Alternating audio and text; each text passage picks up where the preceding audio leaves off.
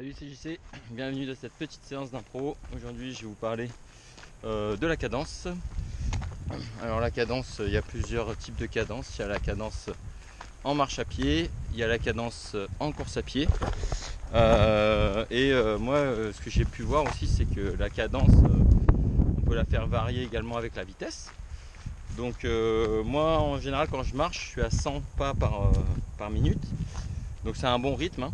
Il faut savoir que en marche à pied, en marche ou en course à pied ou en marche à pied trail, ce qui importe c'est mettre une certaine cadence, de s'aider de ses bras pour la cadence également, mais surtout avoir un bon rythme. C'est pareil quand on a les bâtons, en fait ce qui compte c'est le rythme.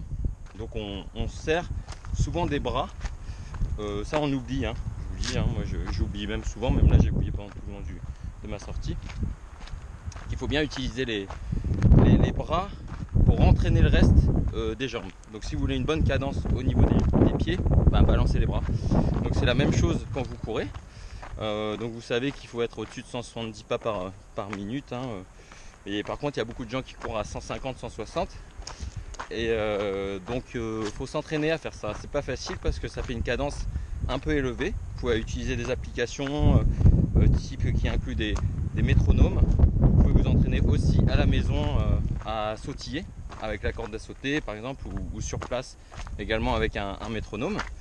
Vous pouvez le faire tous les soirs, vous le faites une minute par exemple. Et en fait pour s'habituer à cette cadence, parce qu'au départ quand vous allez le faire, vous allez voir ça fatigue. Donc voilà par rapport à la cadence. Donc moi je dirais par contre que c'est facile de tenir 170 ou 180 pas par minute quand on va assez vite. Et c'est un truc que je fais pas quand je suis en endurance par exemple. Ça m'arrive souvent d'être en dessous parce que j'ai moins le rebond. Vous voyez ce que je veux dire? Donc après il faut pas le prendre vraiment comme une obligation, mais comme un objectif, comme comment dire, ouais, comme un objectif, comme une vitesse idéale. Après si vous n'y êtes pas vraiment, c'est pas grave.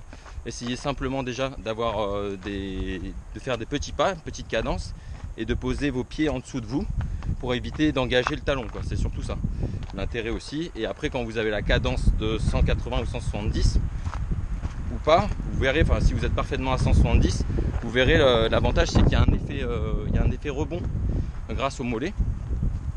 Et donc voilà, ça permet de profiter de l'élasticité du mollet, et ça c'est cool. Donc voilà, c'était une petite vidéo impro à ce sujet.